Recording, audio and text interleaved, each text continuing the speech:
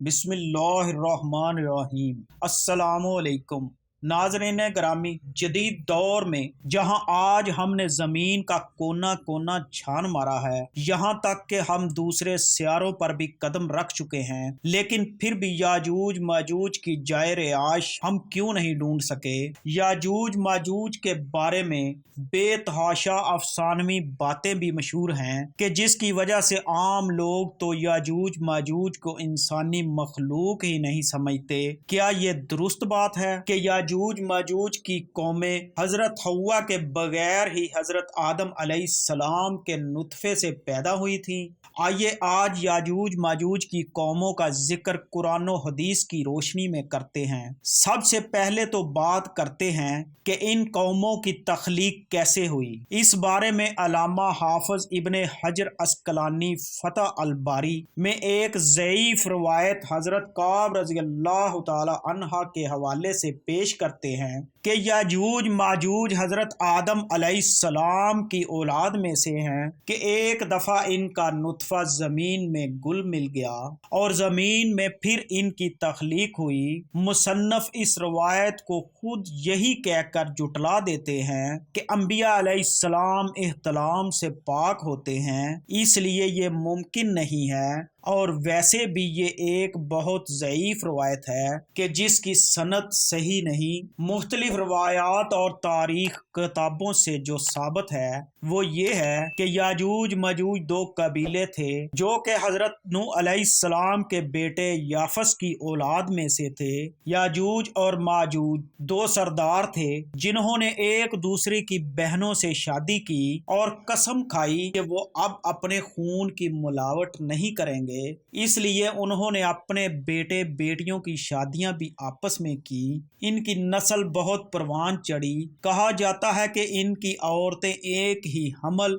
سے بیک وقت 4 بچے جنا کرتی تھی، جس کی وجہ سے ان کی نسل بہت زیادہ پھیل گئی۔ یہ انسان ہیں اور کافر ہیں، یہ جس جاندار کے پاس سے گزرتے اسے کھا جاتے، یہ موسم بہار میں اپنے غاروں سے نکل کر سبزہ کھا جاتے اور خشک چیزیں اٹھا کر لے جاتے تھے۔ ان کے پنجے اور دانت درندوں جیسے اور ان کے بال اتنے لمبے تھے کہ جسم چھپا لیتے تھے۔ اس وقت بھی دنیا میں ہماری آبادی کے ایک انسان کے بدلے میں یاجوج ماجوج کی قوم کے 10 افراد موجود ہیں، یعنی یاجوج ماجوج کی قوم ہم سے 10 گنا زیادہ ہے۔ صحیح بخاری کے حدیث نمبر 3348 کی روایت ہے کہ نبی کریم صلی اللہ علیہ وآلہ وسلم نے فرمایا کہ ہر 1000 میں 999 جہنمی ہوں گے، تمہیں بشارت ہو، وہ ایک آدمی تم میں سے ہوگا، اور 1000 دوزخی یاجوج ماجوج کی قوم سے ہوں گے۔ پھر نبی کریم صلی اللہ علیہ وآلہ وسلم نے فرمایا، اس ذات کی قسم جس کے ہاتھ میں میری جان ہے، مجھے امید ہے کہ تم تمام جنت والوں کے 1/3 ہوں گے۔ اس حدیث سے ہم اندازہ کر سکتے ہیں کہ یاجوج ماجوج کی تعداد کتنی ہوگی۔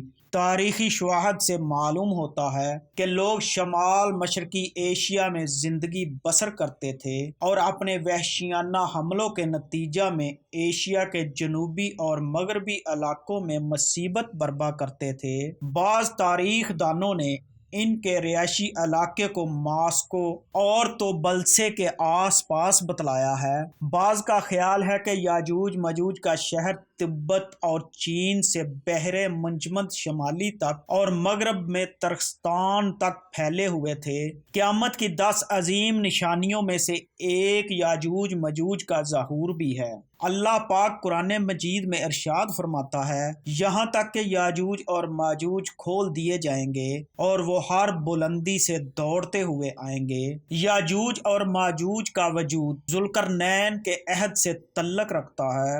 ذوالقرنین ایک بہت ہی نیک صفت انسان اور ایک عظیم بادشاہ تھے۔ اللہ تعالیٰ نے انہیں قوت و طاقت سے نوازا تھا اور انہوں نے مشرق سے مغرب تک اپنی حکومت قائم کر لی تھی۔ تمام بادشاہوں اور ممالک پر انہی کی مطلق العنانی تھی۔ اور انہوں نے مشرق اور مغرب کے دور دراز کے سفر طے کیے۔ ان کا تذکرہ قرآن مجید کے سورہ الکاف کی آیات 83 تا 98 میں ملتا ہے، اور جس کی تفسیر ہمیں احادیث میں بھی ملتی ہیں۔ اسی زمانے میں یاجوج ماجوج نے بھی قتل و غارت کا بازار گرم کر رکھا تھا۔ وہ ایسے وحشی تھے کہ انسان کو زندہ چیر پھاڑ دیتے تھے، اور خون کی ندیاں بہانا ان کا معمول تھا۔ جب بھی کوئی علاقہ فتح کرتے تو وہاں موجود جوان لڑکیوں کا خون پی جاتے، جس سے وہ خود کو دوبارہ جوان محسوس کرتے۔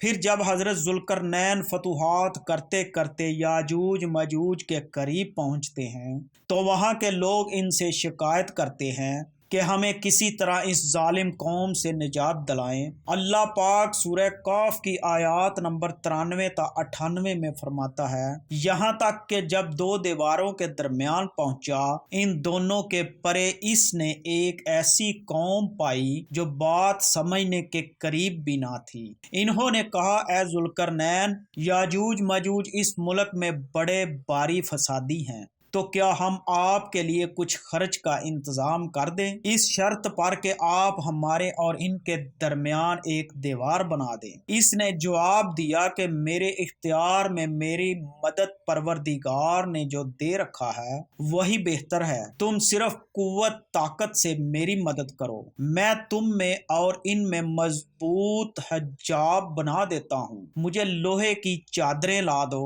یہاں تک کہ جب ان دونوں پہاڑوں کے درمیان دیوار برابر کر دی تو حکم دیا کہ آگ تیز جلاؤ، تا وقت یہ کہ لوہے کی ان چادروں کو بالکل آگ کر دیا جائے۔ تو فرمایا، میرے پاس لاؤ، اس پر پگھلا ہوا تانبا ڈال دو۔ پس تو ان میں اس دیوار کے اوپر چڑھنے کی طاقت نہ تھی اور نہ ان میں کوئی سوراخ کر سکتے تھے۔ کہا، یہ صرف میرے رب کی مہربانی ہے، ہاں جب میرے رب کا وعدہ آئے گا تو اسے زمین بوس کر دے گا، بے شک میرے رب کا وعدہ سچا اور حق ہے۔ پیارے دوستو، اب آپ یہ تو جان چکے ہیں کہ یاجوج ماجوج کو کس نے اور کیسے قید کیا ہے، لیکن سوال اب یہ ہے کہ وہ کب اور کیسے اس دیوار کو گرا کر باہر آئیں گے۔ اس بارے میں ابن ماجہ کی حدیث نمبر 4080 پیش کرتے ہیں۔ حضور اکرم صلی اللہ علیہ وآلہ وسلم نے فرمایا، یاجوج ماجوج ہر روز اپنی دیوار کھودتے ہیں، یہاں تک کہ جب قریب ہوتا ہے کہ سورج کی روشنی ان کو دکھائی دے تو جو شخص ان کا سردار ہوتا ہے وہ کہتا ہے، اب لوٹ چلو، باقی کل کھودیں گے۔ پھر اللہ تعالیٰ اسے ویسی ہی مضبوط کر دیتا ہے جیسی وہ پہلے تھی، یہاں تک کہ جب ان کی مدت پوری ہو جائے گی اور اللہ تعالیٰ کو ان کا خروج منظور ہوگا تو وہ عادت کے مطابق دیوار کھودیں گے۔ جب کھودتے کھودتے قریب ہوگا کہ سورج کی روشنی دیکھیں تو اس وقت ان کا سردار کہے گا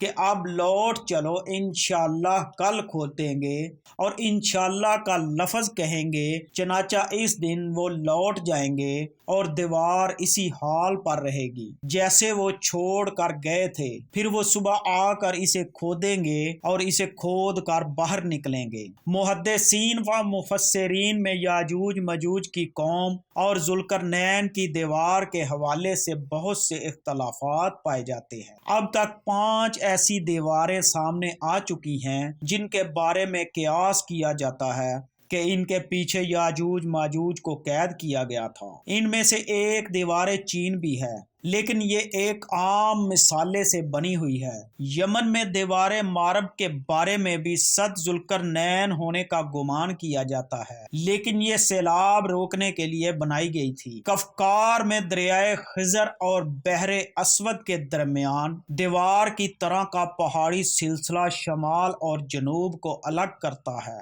یہاں ایک لوہے کی دیوار بھی نظر آتی ہے جس کے بارے میں لوگ قیاس کرتے ہیں کہ یہی ذوالقرنین کی دیوار ہے۔ ایک صحابی نے رسول اللہ صلی اللہ علیہ وآلہ وسلم سے عرض کیا کہ میں نے اس دیوار کو داری دار چادر کی طرح دیکھا ہے۔ جس کی ایک داری سرخ ہے اور ایک کالی ہے۔ اس پر آپ صلی اللہ علیہ وآلہ وسلم نے فرمایا واقعی تم نے اس کو دیکھا ہے، باقی یہ دعویٰ کہ سائنس کی ترقی کی وجہ سے اب دنیا کا کوئی چپا چھپا نہیں بچا، یہ دعویٰ غلط اور بے دلیل ہے۔ جس دیوار کی اور جس قوم کی حق تعالیٰ نے خبر دی ہے وہ صحیح اور درست ہے، اور اس پر ایمان لانا واجب ہے اور اس کی تصدیق فرض ہے، مگر ہم کو اس دیوار کا موقع اور محل معلوم نہیں۔ بلا شبہ عقلاً یہ ممکن ہے کہ ہمارے اور ان کے درمیان بڑے بڑے سمندر اور بڑے بڑے پہاڑ حائل ہوں۔ اب سوال یہ پیدا ہوتا ہے کہ پہلے دجال کا ظہور ہوگا یا پھر یاجوج ماجوج کا۔ صحیح مسلم کی روایت میں حضور صلی اللہ علیہ وآلہ وسلم فرماتے ہیں جب دجال کا ظہور ہو جائے گا تو حضرت عیسیٰ ابن مریم علیہ السلام دمشق کی مشرقی جانب سفید مینار پر زرد کپڑے پہنے ہوئے دو فرشتوں کے بازو پر ہاتھ رکھے ہوئے اتریں گے۔ ان کی سانس کی باپ جس طرف جس کافر کو بھی پہنچے گی وہ ہلاک ہو جائے گا۔ حضرت عیسیٰ علیہ السلام پھر اللہ پاک کے حکم سے دجال کو باب لد کے مقام پر قتل کر دیں گے۔ حضرت عیسیٰ علیہ السلام مومنین کو کوہ طور پر لے جائیں گے، کیونکہ اس وقت یاجوج ماجوج کا ظہور ہوگا جن کو کبھی شکست نہ ہوئی۔ یاجوج ماجوج ہر بلندی سے پھیل جائیں گے۔ جب یاجوج ماجوج ظاہر ہوں گے تو اتنی زیادہ تعداد میں ہوں گے ان کا پہلا گروہ ہی بحیرہ طبریہ کا سارا پانی پی جائے گا، اور جب ان کا آخری گروہ بحیرہ طبریہ پہنچے گا تو گمان کرے گا کہ کبھی یہاں پانی ہوتا تھا۔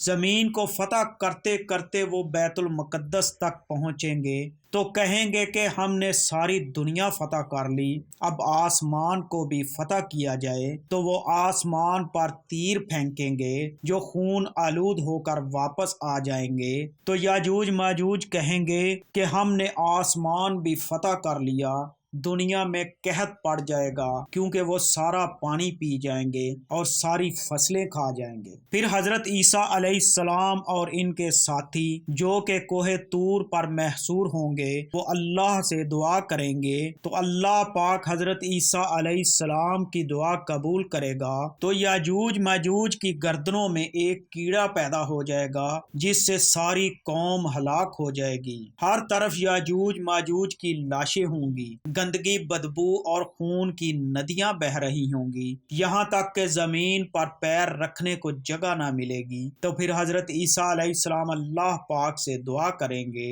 تو اللہ پاک بڑے بڑے پرندوں کو بھیجے گا جو ان لاشوں کو اٹھا کر کہیں دور لے جائیں گے جہاں اللہ پاک کا حکم ہوگا۔ رسول اللہ صلی اللہ علیہ وآلہ وسلم نے فرمایا اس ذات کی قسم جس کے ہاتھ میں میری جان ہے، زمین کے جانور ان کا گوشت اور چربی کھا کر خوب موٹے ہوں گے۔ جب پرندے ان کی لاشوں کو اٹھا کر لے جائیں گے تو ان کے تیر کمان اس مقدار میں زمین پر ہوں گے، مسلمان ان کے تیر اور کمانوں سے 7 سال تک ایندھن جلا سکیں گے۔ اس کے بعد اللہ پاک ایسی بارش برسائے گا کہ سب کچھ اس میں بہہ جائے اور زمین ساری دھل کر پاک ہو جائے گی۔ پھر زمین پر ایسے پھل اگیں گے کہ ایک انار ایک جماعت کے لیے کافی ہو جائے گا، دودھ میں ایسی برکت ہوگی کہ ایک اونٹنی کا دودھ ایک بڑی جماعت کے لیے کافی ہوگا،